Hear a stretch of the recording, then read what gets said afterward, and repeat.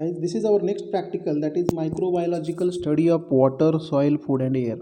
अब इसमें हमारे सिलेबस में सिर्फ माइक्रोबायोलॉजिकल स्टडी ऑफ वाटर दिया है, सॉइल, फूड और एयर नहीं दिया गया है। फिर भी हम बाकी भी इसके मतलब जो प्रोसीजर हमें करनी है वही ऑलमोस्ट सिमिलर है। तो माइक्रोबायोलॉजिकल स्टडी ऑफ वाटर है, तो वाटर का क्यों करना है उसका आपको मैं रीजनिंग बताता हूँ, इजंट इट। अब उसका रीजनिंग क्या है? उसका रीजनिंग है, water is the one of the chief vehicle for GI disease. Gastro intestinal जो डिसीज है, तो उसका सबसे इम्पोर्टेंट रीज़न या सबसे ज़्यादा लोग बीमार पड़ते हैं जीआई डिसीज़ के, मतलब जीआई डिसीज़ को, तो वो वाटर की वजह से है। क्योंकि many of the places in the world which are not having access to the quality water, we can say that, like subdeveloped countries or undeveloped countries like African countries, isn't it? उनके पास pure water नहीं होता है पीने के लिए, तो उसकी वजह से वो लोग, बहुत सारे लोग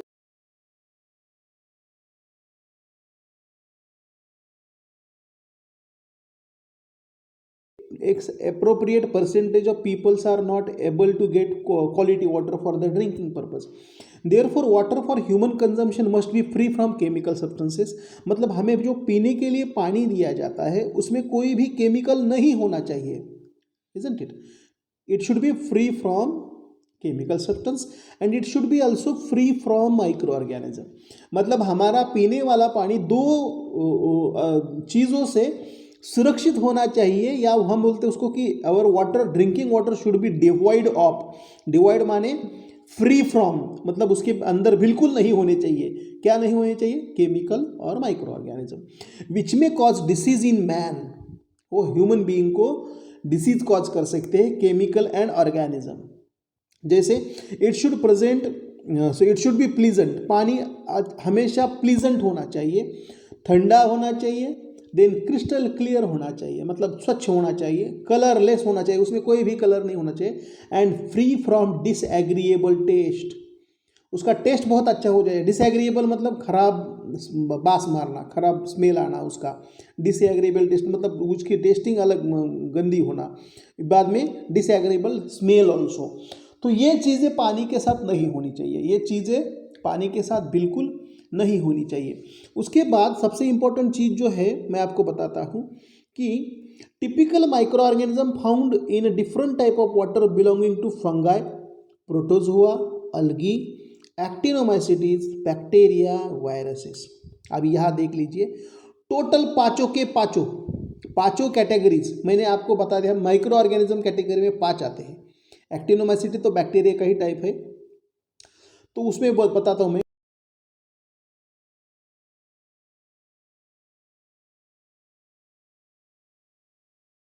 पांचवा हो गया वायरस।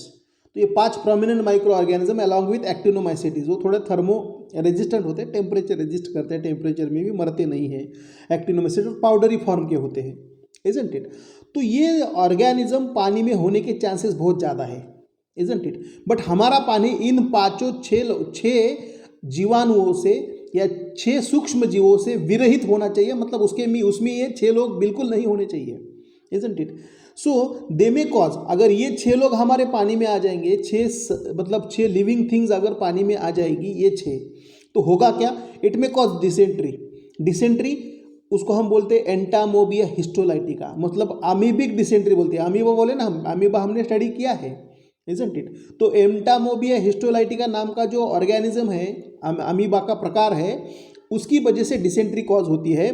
देन उसके बाद कोलेरा विब्रियो कोलेरी नाम के बैक्टीरिया से होता है। देन टाइफाइड, साल्मोनेला टाइफी नाम के बैक्टीरिया से होता है। तो ये सारे पानी के अंदर से आने वाले डिसीजेस हैं। अगर हमने अच्छा पानी पिया तो ये नहीं होंगे, अगर हमने खराब पानी पिया तो ये इसमें से कोई भी डिसीज होने के चांसेस बहुत ज़्यादा होते हैं। The purity of drinking water is evaluated by testing for presence of coliforms. Coliform को प्रेजेंस देखने से हम उसका इवेल्युएशन कर सकते हैं। मतलब हमें वाटर को टेस्ट करना है तो उसके अंदर कितने कोलीफॉर्म ऑर्गेनिज्म है, इंडिकेटर माइक्रो ऑर्गेनिज्म बोलते हैं उसको, कितने कोलीफॉर्म ऑर्गेनिज्म है। मतलब coliform means which are responsible to infect to the gut wall, isn't it, intestine को इन्फेक्ट करने लिए। एविडेंस ऑफ फिकल कंटेमिनेशन मतलब Escherichia coli, Staphylococcus faecalis and Clostridium welchii, isn't it. तो ये ऑर्गेनिज्म है इश्चेरिशिया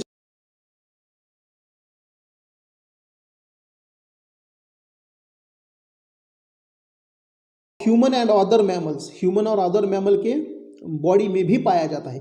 water is considered safe for drinking if only it contain fewer than faecal coliforms. Fewer than faecal coliforms मतलब कितने, तो 4 faecal coliforms पर 100 ml determined by the membrane filtration method. इसका मतलब क्या है, 4 फीकल कॉलीफॉर्म, तो 4 ही ऑर्गेनिज्म 100 ml में आने चाहिए। अगर मेम्ब्रेन फिल्ट्रेशन मेथड से हमने वो प्रैक्टिकल किया, ज़्यादा से ज़्यादा 4 ऑर्गेनिज्म आने चाहिए। उससे ज़्यादा काउंट जाता है तो that is not potable water. Coliform bacteria in water are also detected by multiple tube fermentation test, IMViC test and total plate count technique. अब इस सारे चीज़ों से हम उसको डिटरमाइन कर सकते हैं। मतलब पहले मल्टीपल फर्मेंटेशन ट्यूब बनते हैं, उसको हम fermentation tube, multiple tube fermentation, और इसको बोलते हैं हम एमपीएन टेक्निक। क्या बोलते हैं हम, एमपीएन टेक्निक मतलब मोस्ट प्रोबेबल नंबर टेक्निक।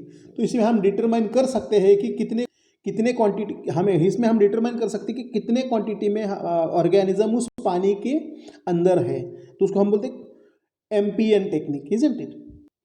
उसके बाद सबसे इंपॉर्टेंट चीज़ है कि हमारे फूड या डेयरी प्रोडक्ट को कौन कॉन्टेमिनेट करता है।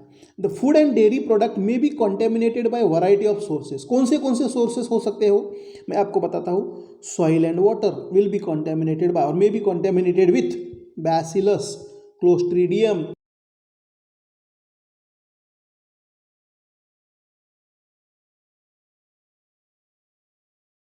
which may be present in the drinking water or in the source of water or in the source of food or in the source of dairy product। मतलब हमारे दूध में, हमारे खाने में, हमारे पीने वाले वाटर में ये सारे ऑर्गेनिज्म आ सकते हैं, ये सारे ऑर्गेनिज्म आ सकते हैं। अब यहाँ देख लीजिए, उसके बाद कौन से ऑर्गेनिज्म है, enteric organism such as lactobacillus जो मिल्क के कर्ड में होता है, clostridium, Escherichia, Salmonella, Shigella and Staphylococcus. Enteric organism होते हैं वो, जो गटवाल में ज़्यादा देर तक जिंदा रहते हैं। फूड हैंडलर्स के वजह से भी ऑर्गेनिज्म आते हैं। फूड हैंडलर्स मतलब जो हमारा फूड सप्लाई चेन में सप्लाई करने वाला आदमी है, जैसे दूध वाला दूध देता है, फूड हैंडलर्स बोलते हैं उसको, हमारा दूध हैंडल कर रहा है वो, तो उसमें स्टेफिलोकोकस, उस आदमी की वजह से दूध में स्टेफिलोकोकस आ सकते हैं, इजंट इट। तो ये सारी चीज़ें हैं। इसके बाद bacterial examination of food and milk can be carried out by viable count, coliform count, methylene blue test, protein phosphatase test and examination of specific organism. तो इस सारी चीज़ों से हम उसके अंदर के ऑर्गेनिज्म ढूंढ सकते हैं। बैक्टीरियल एग्जामिनेशन फूड और मिल्क का किसके कौन से प्रैक्टिकल है, वायबल काउंट 1 नंबर हो गया, कोलीफॉर्म काउंट 2 नंबर हो गया, मिथिलीन ब्लू टेस्ट 3 नंबर हो गया, फॉस्फेटेज टेस्ट 4 नंबर हो गया, और एग्जामिनेशन ऑफ स्पेसिफिक ऑर्गेनिज्म। ये अलग अलग चीज़ें हैं। Air is not an natural environment for growth of micro organism. हवा में ऑर्गेनिज्म रहते जरूर हैं, लेकिन वो उसमें ग्रोथ नहीं कर पाते, क्योंकि हवा खा के ऑर्गेनिज्म कभी ग्रो नहीं कर पाएगा। उसको खाने के लिए कार्बन चाहिए, कार्बन हवा में नहीं मिलेगा, या बाकी सारी न्यूट्रिएंट्स चाहिए। तो air is not natural environment for the growth of micro organism. मतलब हवा में ऑर्गेनिज्म कोई रिप्रोड्यूस नहीं कर सकता। Yet micro organism are found in air in different sources like dust. तब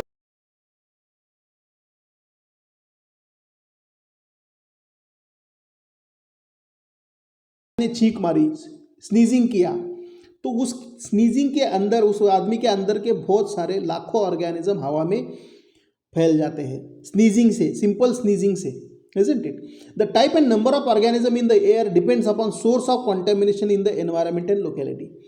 अब हवा में कितने ऑर्गेनिज्म हैं वो किस तरीके पे डिपेंड करता है, हवा में कितने ऑर्गेनिज्म हैं इस तरीके पे डिपेंड करता है कि वो प्लेस कितनी हाइजीनिक है। जैसे ग्रोन कंट्री में है तो वहाँ मतलब जैसे पूरा सोफिस्टिकेशन रखा जाता है, तो वहाँ प्यूरिटी इंडिकेटर बहुत अच्छा है हवा में। जैसे दिल्ली वाली कॉन्टेमिनेटेड प्लेस है, मतलब दिल्ली में अमूमन ठंड के दिनों में ज़्यादा फॉग पाया जाता है, ज़्यादा कॉन्टेमिनेशन पाया जाता है, कभी कभी पंजाब को भी उसको कोरिलेट किया जाता है कि वहाँ ज़्यादा मतलब इसके वजह से खेती को जलाने के वजह से धूप मतलब धुआं उठता है, तो वो भी दिल्ली की तरफ चला आता है। फिर बाद में लाइक जैसे मतलब माइक्रो ऑर्गेनिज्म के हिसाब से बोला जाए तो स्लम एरिया जो होते हैं, झोपड़पट्टी वाले, जहाँ हाइजीनिक कंडीशन प्रॉपरली मेंटेन नहीं किया जाता है, तो स्लम एरिया में भी सबसे ज़्यादा माइक्रो ऑर्गेनिज्म हवा में पाए जाते हैं। या तो फिर डेंसली पॉपुलेटेड एरिया, मतलब जैसे मुंबई है, अब मुंबई देख लीजिए और एक आधे विलेज का देख लीजिए। जैसे मुंबई है तो मुंबई के हवा में सबसे ज़्यादा ऑर्गेनिज्म मिलेंगे, और उसके कंपैरिजन में एक आध विलेज का देख लीजिए, विलेज का, तो विलेज में बहुत कम ऑर्गेनिज्म मिलेंगे। तो प्यूरिटी इंडिकेटर यही होता है कि कितने पॉपुलेशन उस जगह पे रहता है। जितना ज़्यादा पॉपुलेशन ह्यूमन बीइंग का, उतना ज़्यादा कॉन्टेमिनेटेड हवा, इजंट इट। तो ये हो गई चीज़ें। Okay, the microflora of air, हवा में कौन से ऑर्गेनिज्म होते हैं? कंसिस्ट ऑफ स्पोर्स रहते हैं, फंगाई रहते, फंगाई के स्पोर्स रहते हैं, मतलब फंगस के स्पोर्स, पेनिसिलियम रहेगा, एस्परजिलस रहेगा, देन क्लैडोस्पोरियम रहेगा, हेलोडेंड्र,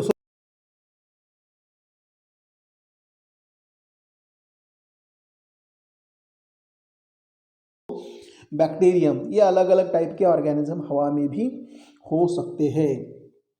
उसके बाद क्या है, सैम्पलिंग ऑफ एयर कैसे करना है? सैम्पलिंग ऑफ एयर तो बहुत इजी चीज़ है।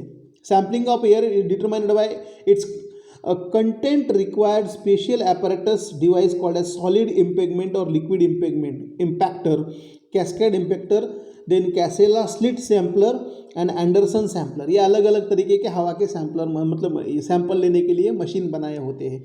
ये तो हम लेबोरेटरी में हम भी कर सकते हैं, सॉलिड और लिक्विड इम्पेगमेंट मेथड, जैसे हम पेट्री डिश पे करते हैं। करना क्या है, पेट्री डिश के ऊपर हवा में पेट्री डिश को ऐसे ओपन रखना है 4 घंटे के लिए, 4 आवर्स के लिए। तो ऑर्गेनिज्म जो है ग्रेविटेशनल फोर्स की वजह से इसके ऊपर सेटल हो जाएंगे और उसके ऊपर कॉलोनीज बढ़ जाएगी 24 घंटे, अगर इस प्लेट को इंक्यूबेटर में रख दिया तो। जैसे मैं एडलर के साथ ये काम करता रहता हूँ, इजंट इट। तो ये सबसे इंपॉर्टेंट चीज़ है। अब उसके बाद क्या है, उसके बाद क्या बताया उन्होंने, एंडरसन सैम्पलर, या ये जो है ना सैम्पलर बताया ना उन्होंने, कैसेला स्लिट सैम्पलर, कैस्केड इम्पैक्टर।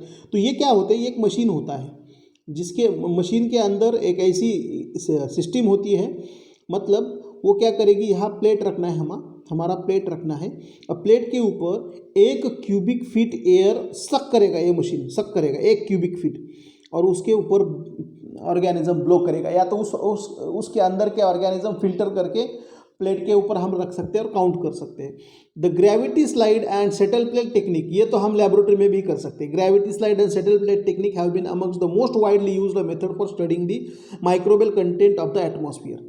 मतलब क्या है, किसी भी कंपनी में, किसी भी हॉस्पिटल में अगर ऑर्गेनिज्म ढूंढने हवा में कितने हैं, तो वहाँ जाके पेट्री डिश रख दीजिए। तो ये पेट्री डिश है, हमें यहाँ लेबोरेटरी में बना के अच्छी तरीके से स्टराइल तरीके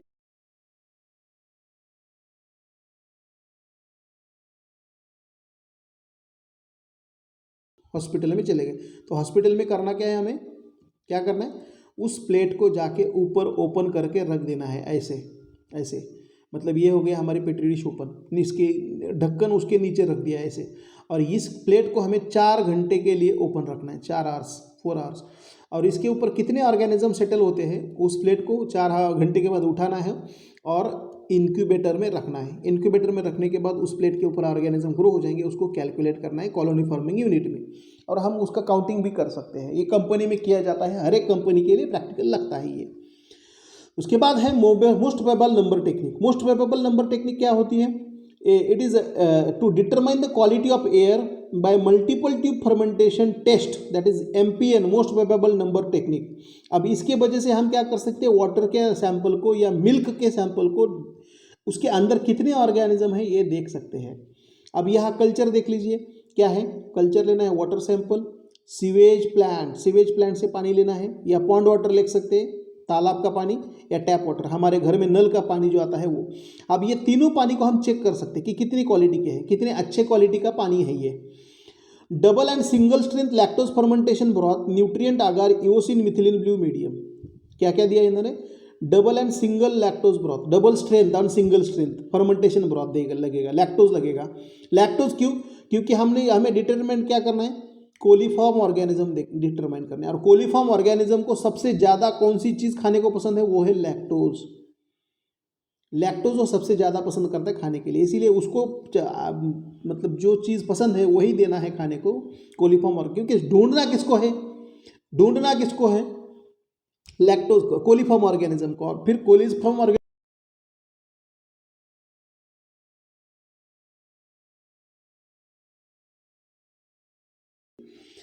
बाद में एपरेटस क्या होगा, एपरेटस सारे जनरल है, पिपेट है, ग्लास मार्किंग पेंसिल है, कोनिकल फ्लास्क है, नाइक्रोमायर लूप है, ड्यूरैम्स ट्यूब है और ग्राम स्टेनिंग रिएजेंट है, यही सारी चीज़ें लगेगी इनक्यूबेटर या ऑटोक्लेव।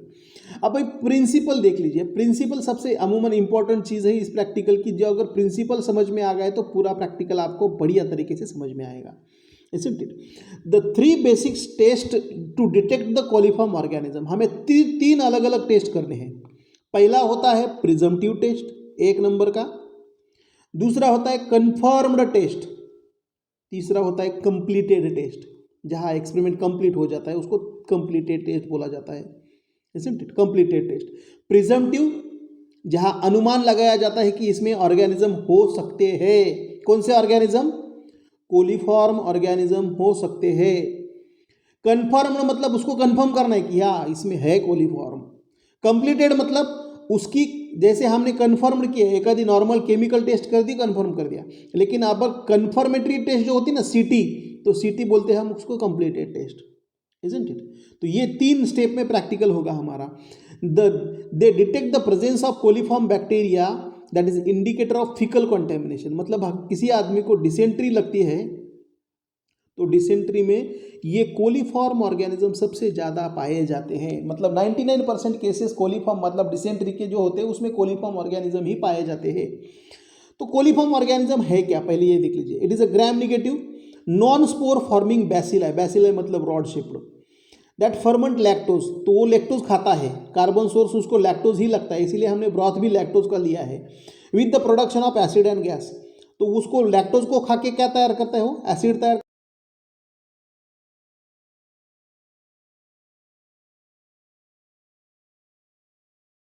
होता है, and which is used to suppress the growth of other organism than coliform bacteria. मतलब हमने उसमें बाइल साल्ट ऐड किया है। बाइल साल्ट क्यों ऐड किया है? उसमें सिर्फ कोलीफॉर्म ही ग्रो होंगे, कोलीफॉर्म ही ग्रो होंगे, बाकी वाले बैक्टीरिया है नॉन कोलीफॉर्म वाले वो मर जाएंगे, मर जाएंगे। मतलब क्या, मतलब आपको साफ है, अगर मैंने समझो पार्टी रख दी, मैंने पार्टी रख दी, इजंट इट, पार्टी एक फार्म हाउस से रख दी, और फार्म हाउस पे मैंने सब दोस्तों को इनवाइट किया, लेकिन सब दोस्तों को मैं, I am inviting my all friends, समझो मेरे 10 मित्र हैं, और मैंने बता दिया कि पार्टी में सिर्फ नॉन वेज ही फूड खाना खिलाया जाएगा, नॉन वेज खिलाया जाएगा। तो ऑटोमेटिकली कौन से ऑर्गेनिज्म आएंगे या कौन से मित्र आएंगे? जो नॉन वेज खाते हैं, वेज वाले नहीं आएंगे, क्योंकि उनको खाने को नहीं मिलने वाला उस पार्टी में, सिर्फ नॉन वेज वाली पार्टी है कि नहीं। तो उसी तरीके से हमने इसमें इस ऑर्गेनिज्म के जो मीडिया है, समझ रहे हैं ना आप, इस ऑर्गेनिज्म में हमने किया क्या है, बाइल साल्ट ऐड किया है, बाइल साल्ट, तो suppress the growth of organism other than coliform. तो मतलब जो ऑर्गेनिज्म हमें नहीं चाहिए, कोलीफॉर्म छोड़ के, वो सारे मर जाएंगे या सप्रेस हो जाएगी ग्रोथ उनकी, they will not be growing. The development of gas in tube is presumptive evidence of the presence of coliform bacteria in the sample. पहली स्टेप जो होती है प्रिजम्पटिव, उसमें सिर्फ गैस प्रोडक्शन होता है या नहीं, यही देखना है। अगर गैस प्रोडक्शन होता है तो उस ऑर्गेनिज्म ने हमारा क्या खाया, लैक्टोज खाया, और उसके वजह से लैक्टोज खाने के बाद CO2 गैस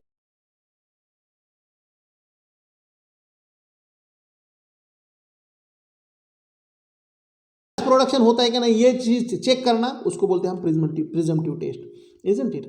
अब यहाँ देख लीजिए, the presumptive test is also used to obtain idea of the number of organism present by means of most probable number test. अब इसमें हम चेक कर सकते हैं कि कितने अमाउंट ऑफ बैक्टीरिया है, या अमाउंट मतलब कितने नंबर में ऑर्गेनिज्म है। MPN is estimated by determining number of test tubes in each group shows gas production.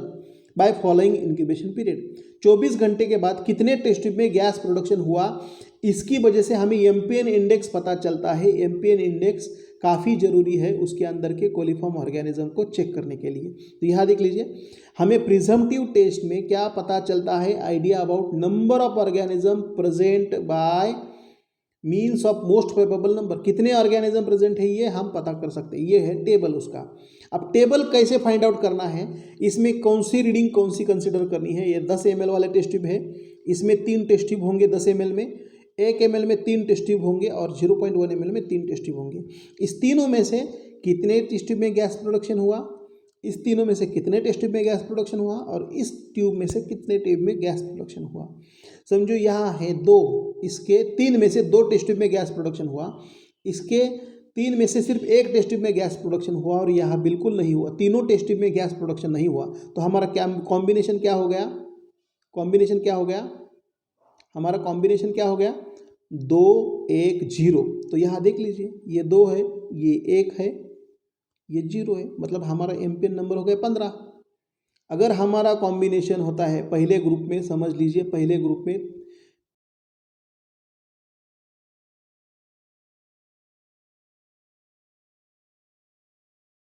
हुआ तो आखिरी में देख लीजिए 3 3 2, मतलब हमारा एमपीएन काउंट सबसे ज़्यादा हो गया, सबसे ज़्यादा हो गया।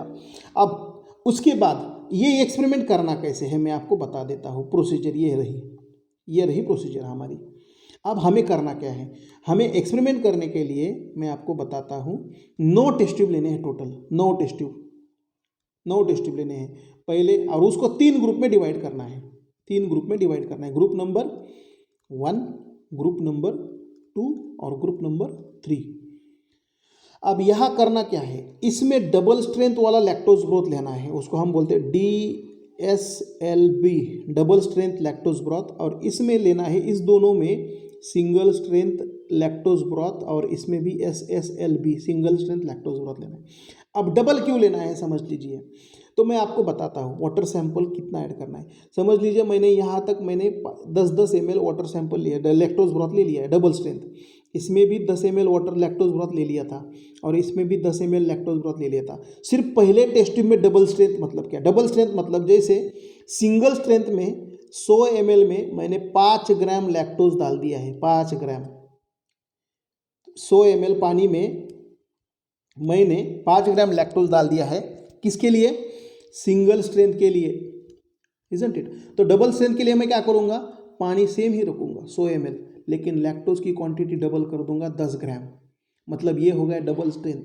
डबल स्ट्रेंथ मतलब यहाँ अगर सिंगल स्ट्रेंथ बनाया तो 100 ml पानी में मैं सिर्फ 5 ग्राम लैक्टोज ऐड करूँगा, और डबल स्ट्रेंथ बनाया तो मैं 10 ग्राम, मतलब हर एक न्यूट्रिएंट की क्वांटिटी डबल करूँगा। अब डबल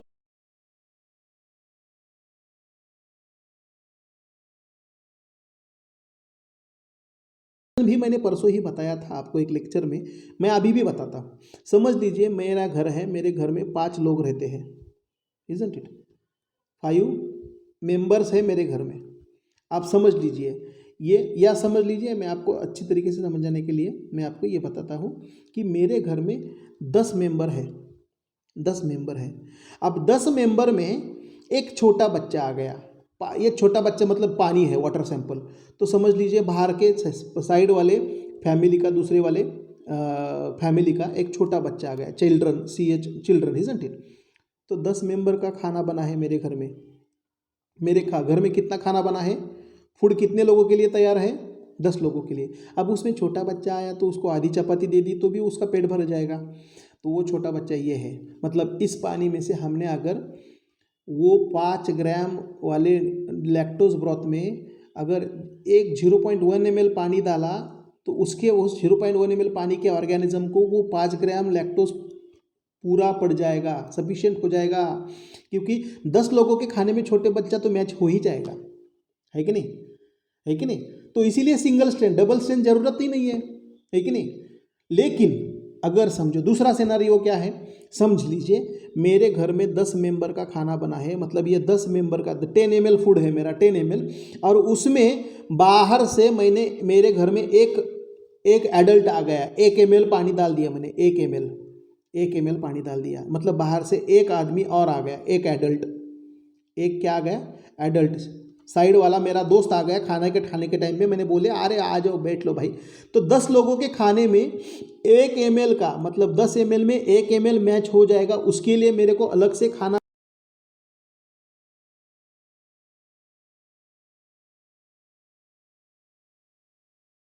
सकते हैं, कोई भी भूखा नहीं मरेगा, कोई भी भूखा नहीं मरेगा। तो ये भी सिंगल स्ट्रेंथ ही चलेगा, सिंगल स्ट्रेंथ लैक्टोज ब्रॉथ। लेकिन अगर ऐसी कंडीशन है और ये हमारा 10 ml मीडिया है, अगर समझ लीजिए अगर ये भी मैंने सिंगल स्ट्रेंथ ले लिया होता, मेरे घर में 10 ही लोगों का खाना है, 10 मेंबर्स का खाना है और बाहर से और नए 10 आ गए, 20 लोग हो गए मेरे घर के अंदर, क्योंकि यहाँ पानी 10 ml है और मैं वाटर अदर इधर कितना ऐड करने वाला हूँ बाहर से 10 ml, तो 10 और 10 हो गए 20। अब 20 लोगों को खाना कैसे पूरेगा, इतना 10 लोगों का खाना नहीं पूरेगा। इसीलिए मैंने क्या किया, इधर ऑलरेडी मेरे को मालूम था इधर 10 लोग हमारे यहाँ रिलेटिव आने वाले हैं, तो मैंने इधर क्या किया, डबल खाना बना के रखा। यहाँ 5 की जगह 10 ग्राम लैक्टोज ले लिया। अब 10 ग्राम आने के बाद जैसे 5 ml 10 लोग बाहर से आ गए, 10 ml ये 10 ml ये 10 ml बाहर से आ गए, तो डाइल्यूशन नहीं होगा, खाना सफिशिएंट हो जाएगा, खाना सफिशिएंट हो जाएगा। मतलब पानी के अंदर जो ऑर्गेनिज्म है उनको खाने के लिए एप्रोप्रिएट अमाउंट ऑफ लैक्टोज मिल जाएगा, एप्रोप्रिएट अमाउंट ऑफ लैक्टोज मिल जाएगा, इजंट इट। अब इस टेस्ट ट्यूब में कितने जगह गैस प्रोडक्शन होता है ये हमें देखना है। अब गैस प्रोडक्शन के लिए करना क्या है, ये हमारे नॉर्मल टेस्ट ट्यूब है, इजंट इट। इसके ऊपर कॉटन लगा दिया। अब इस टेस्ट ट्यूब में ये मीडिया है हमारा, कौन मीडिया मतलब लैक्टोज ब्रॉथ। अब लैक्टोज ब्रॉथ में हमें क्या करना है, इन्वर्टेड मैनर में इसके अंदर भी लैक्टोज ब्रॉथ जाना चाहिए, ड्यूरेंस ट्यूब डालनी है, छोटी वाली टेस्ट ट्यूब इन्वर्टेड मैनर में। अगर इसमें 24 घंटे के बाद गैस प्रोडक्शन होता है, इधर गैस प्रोडक्शन पिंक वाला कलर समझ ले, गैस प्रोडक्शन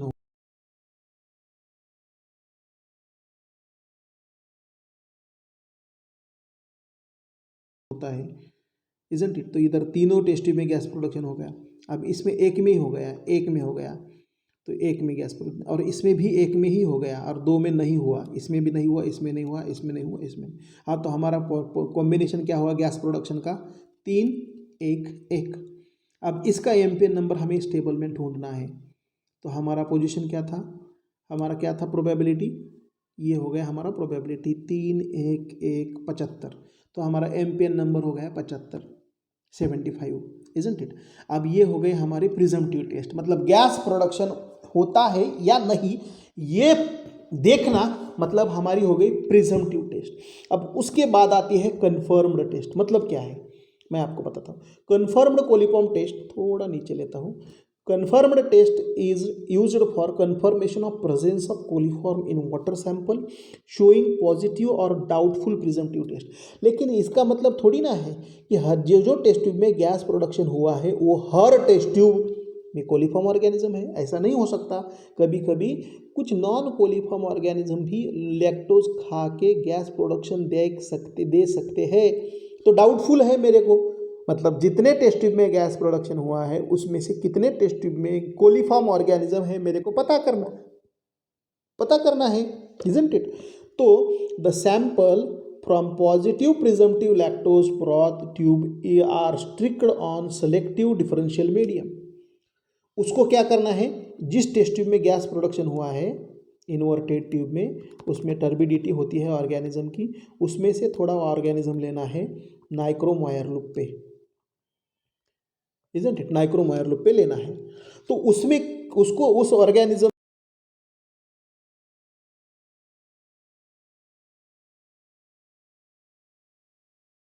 होता है वो डिफरेंशियल मीडिया।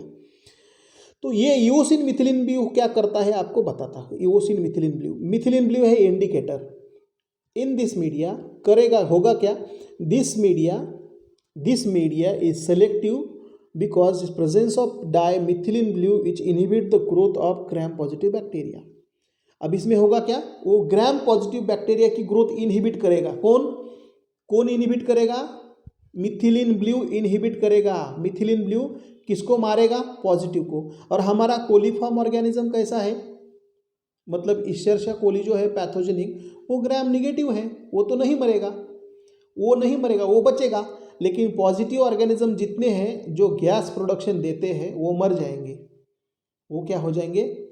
मर जाएंगे, इजंट इट। अब इसके आगे करना क्या है मैं आपको बताता हूँ। मिथिलिन ब्लू मार देगा। So it is called as differential media. Differential media मतलब जो मेरे को चाहिए नहीं, पसंद नहीं है, उसको मार देगा, और जो चाहिए उसको बचा देगा। Lactose fermenting give the coloured colonies. अभी उसके बाद होता क्या है, मतलब वो उतना ही काम नहीं करता, तो करेगा क्या? सही से ईओसिन मिथिलिन ब्लू मीडिया है, उसमें कोलीफॉर्म ऑर्गेनिज्म तो ग्रो हो गए, लेकिन नॉन कोलीफॉर्म जो ग्राम पॉजिटिव है वो मर गए। They are dying, they are died, तो वो मर गए। फिर बाद में क्या होता है? कन्फर्म्ड टेस्ट में ईओसिन, अब ईएमबी मीडिया वाली हुक हो गई, कौन सी के टेस्ट हो गई? वो हो गई हमारे सेकंड टेस्ट, कन्फर्म्ड टेस्ट। अब कैसे करते हैं कन्फर्म, ये देख लीजिए। Test due to formation of colour complex. तो here lactose fermenting bacteria give colored colonies, that is positive confirmed test due to formation of complex. In presence of acidic environment, EMB forms a complex that precipitate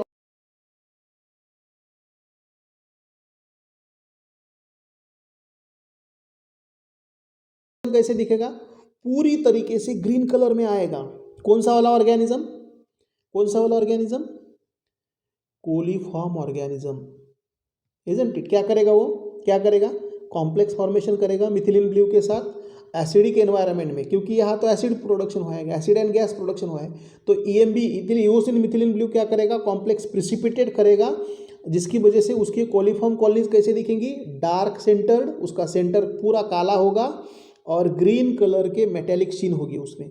वो बोल जाए metallic शीन मतलब जो आरसा रहता है ना हमारा, मिरर के जैसा। सिल्वर नाइट्रेट की जो केमिस्ट्री में टेस्ट होती है ना, सिल्वर मेटेलिक शीन या मेटेलिक शीन जैसी, तो यहाँ ग्रीन मेटेलिक शीन मिल जाती है। तो ये सबसे इंपॉर्टेंट चीज़ है दोस्तों। अब यहाँ देख लीजिए, non lactose fermenter produce colourless colonies on EMB agar. अब इसमें अगर मेरे टेस्ट में जो कोई लैक्टोज नॉन लैक्टोज फर्मेंटिंग है ना जो, तो वो कोई कलर नहीं दिखाएंगे, वो कलरलेस कॉलोनीज देंगे। लेकिन जो ऑर्गेनिज्म कोलीफॉर्म है वो क्या करेंगे? वो ग्रीन मेटालिक शीन में ग्रो हो जाएंगे। तो ये हो गया हमारी कन्फर्म्ड टेस्ट। कन्फर्म्ड टेस्ट मतलब आप यहाँ हमारा कोलीफॉर्म क्या हो गया? कोलीफॉर्म क्या हो गया? कन्फर्म हो गया, इजंट इट। अब इसके आगे देख लीजिए, कंप्लीटेड टेस्ट मतलब तीसरी टेस्ट क्या है? Completed test is used for confirmatory test of presence of Escherichia coli. अब इश्चरशिया कोली को मेरे को कंफर्म करना है, तो ये मैं क्या करूँगा? पेट्री डिश के ऊपर मैं आपको क्या बताता हूँ, मैं क्या करूँगा? पेट्री डिश जो मैंने बनाई थी पेट्री डिश, यहाँ पे मीडिया है और इसके ऊपर जो मेरे ग्रीन कलर के कॉलोनीज आए हैं, इसको मैं उठा लूँगा नाइक्रोमायर लूप से, इजंट इट। नाइक्रोमायर लूप से मैं उठा लूँगा।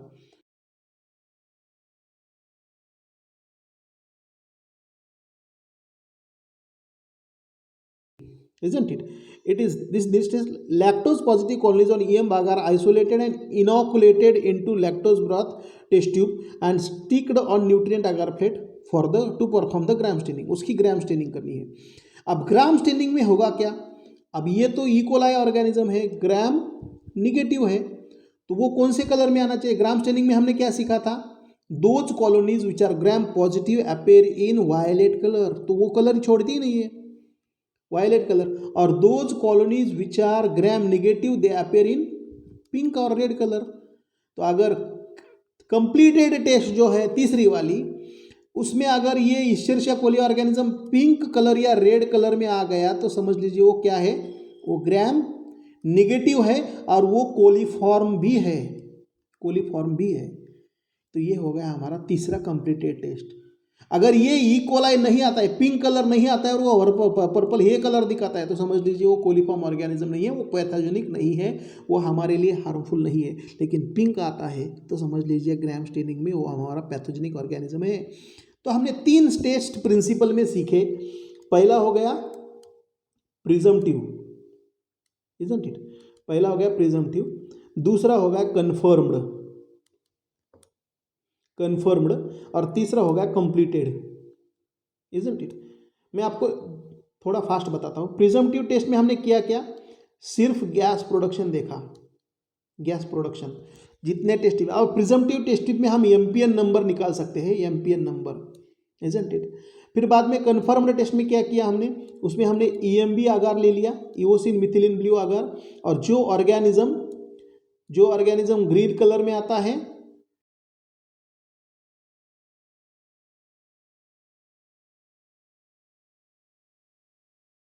वो क्या है, नॉन कोलिफॉर्म, और ये क्या हो गया, कोलिफॉर्म हो गया, इजंट इट। तो ये हो गया हमारा कन्फर्म्ड टेस्ट। जो ग्रीन मेटेलिक शीन में ग्रो करेगा वो कोलिफॉर्म होगा। और लास्ट में टेस्ट आता कौन सा, कन्फर्म्ड टेस्ट। कन्फर्म्ड टेस्ट में हमने क्या किया, सॉरी कन्फर्म नहीं, लास्ट वाला कौन सा आता है, लास्ट वाला आता है कंप्लीटेड टेस्ट। उसमें हमने क्या किया, ग्राम स्टेनिंग किया, ग्राम स्टेनिंग। और जो पिंक में आएगा, अगर उसमें पिंक में आ गया तो हमारा इशर्शिया कोली ऑर्गेनिज्म कन्फर्म्ड हो गया, कन्फर्म्ड हो गया, इजंट इट। ये उसकी प्रोसीजर हो गई सारी। टेस्ट ट्यूब कैसे बनाने हैं, सिंगल स्ट्रेंथ क्यों बनाना है, डबल स्ट्रेंथ क्यों बनाना है, ईएमबी आगार में क्या करते हैं, ईएमबी आगार में क्या होता है, ये सारी चीज़ें मैंने ऑलरेडी बताई है। तो इसके प्रोसीजर आप सादा सिंपल रीड भी करेंगे, मतलब पढ़ भी लेंगे तो समझ में आ जाएगा प्रिजम्पटिव टेस्ट क्या होती है, कन्फर्म्ड टेस्ट क्या होती है, और कंप्लीटेड टेस्ट क्या होती है। सारी चीज़ें आपको पता चलेगी। ऑब्जर्वेशन एंड रिजल्ट हम के तरफ मूव करते हैं। Examine all lactase fermented test tubes for the production of acid yellow coloured liquid and gas production after 24 से 48 घंटे के अंदर गैस प्रोडक्शन और एसिड प्रोडक्शन होता है कि येलो कलर होता है कि देख लीजिए। Record the result in shown in observation table and calculate the most probable number. हम देख लेते, पहले 3 के ग्रुप में कितने टेस्ट ट्यूब पॉजिटिव आ गए, 3, दूसरे में आ गए 2, दूसरे में आ गए 2, तो 1100 से ज़्यादा हमारा नंबर हो गया, 1100 से ज़्यादा, 1100 से ज़्यादा हमारा एम्पियर नंबर हो गया। तो एम्पियर नंबर का टेबल तो मैंने आपको बता दिया, isn't it. Ampere table would indicate the water sample contain approximately 200। अगर इसमें कॉम्बिनेशन कैसा आ गया समझ लीजिए, तो 210 sales in the 100 ml।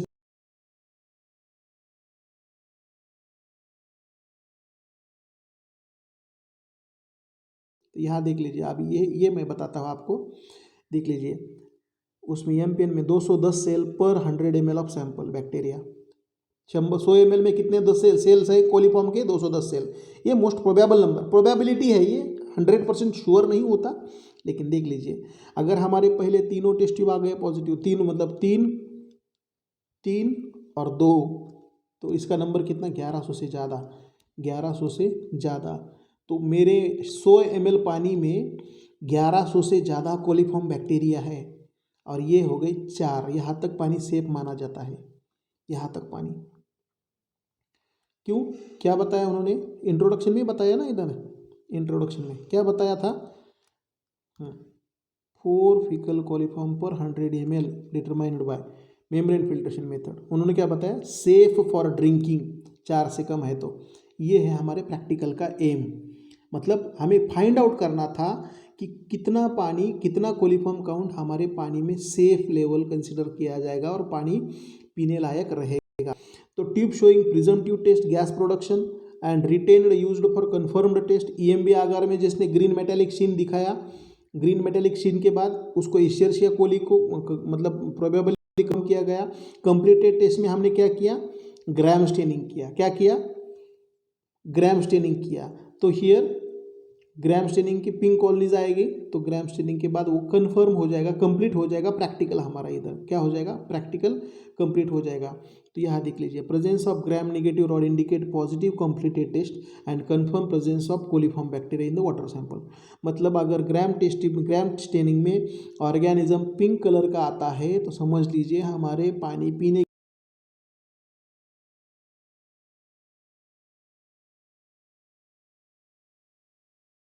Table. Okay, this is observation table. अब डबल स्ट्रेंथ कितने ले लिए थे, 10 ml के टेस्ट ट्यूब हमने, टेस्ट ट्यूब नंबर 1 2 3 तीनों पॉजिटिव आ गए, तो यहाँ लग गया 3। Total test tube positive numbers 3। Single strength में फिर हमारे 2 ग्रुप थे, 1 ml वाला ग्रुप, उसमें 1 2 3, उसमें से 1 नंबर का आ गया और 3 नंबर का पॉजिटिव आ गया, 2 नंबर का निगेटिव आ गया। और 0.1 ml में भी 2 पॉजिटिव निकले, 1 वाला निकला, 2 वाला निकला, 3 वाला निगेटिव निकला। और इधर 2 वाला नेगेटिव निकला, तो इसमें आ गया प्रोबेबिलिटी नंबर 322। तो हमारा 322 के हिसाब से कितना हो गया, 210 हो गया ampere number as per table number 13.1, isn't it. Positive माने कितने टेस्ट ट्यूब में गैस प्रोडक्शन आया, इजंट इट। आप देख लीजिए, फिर भी एक बार टेबल में क्रॉस चेक कर सकते हैं। 322 का मतलब क्या होता है, ये देख लीजिए, ये हो गया 322 210, ठीक है नहीं, यस, ओके, ठीक है। उसके बाद हम देख लेते हैं आखिर में जो कंक्लूडिंग रिमार्क होता है, वो सबसे इंपॉर्टेंट है। कंक्लूजन हमारा प्रैक्टिकल का निकालना है कि जो हमने वाटर सैंपल टेस्ट किया उसके बारे में हमारा कंक्लूडिंग रिमार्क क्या है। The given sample of water contain coliform, hence sample is non potable, मतलब वो पानी ड्रिंकिंग के लिए सेफ नहीं है, पीने लायक नहीं है। पोटेबल मतलब पीने लायक, नॉन पोटेबल मतलब जो पीने के लिए अच्छा नहीं है। और हमारा रीडिंग क्या, मतलब हमारा इंट्रोडक्शन में क्या बताया कि 4 सेल पर 100 ml, अगर 4 से ज़्यादा कोलिफॉर्म निकलता है तो वो पानी ड्रिंकिंग के लिए सेफ नहीं है, isn't it? इसका मतलब if your count is going beyond 4, it is that your water is non potable, वो पानी पीने लायक नहीं है, वो दूध हमारे घर में यूज करने लायक नहीं है, वो फूड मटेरियल हमारे यूज के लायक नहीं है। लेकिन उसका काउंट अगर 4 या 4 से नीचे आता है तो इसका मतलब है वो खाने लायक है।